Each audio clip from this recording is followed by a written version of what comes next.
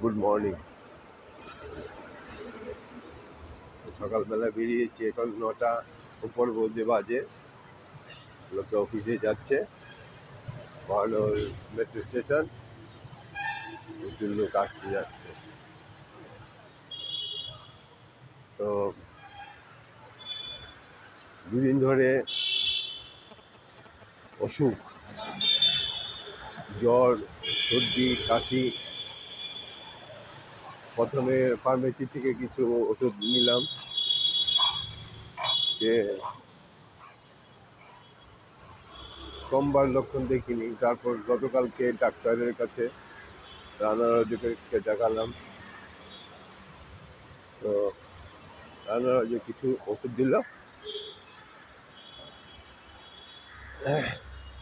তার মধ্যে দেখা গেল অ্যান্টিবায়োটিক।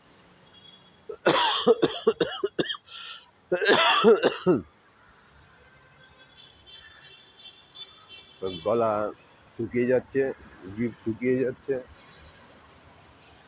আর কিছুদিন ধরে যখনই ভাবি যে আমার ছেলে আসলো, আমার সাথে দেখা করলো না, এটা আমাকে আরো ডিপ্রেশনে ফেলে দিয়েছে। মানে মনে হয় আর কি, যে ছোটবেলায় ওদের কিভাবে মানুষ করেছিলাম, মানে কতটুকু আর্থিক ত্যাগ স্বীকার করে নিজের স্বাচ্ছন্দ্যতা ত্যাগ করে তাদের করেছিলাম, যেমন সব বাবা মাই করে।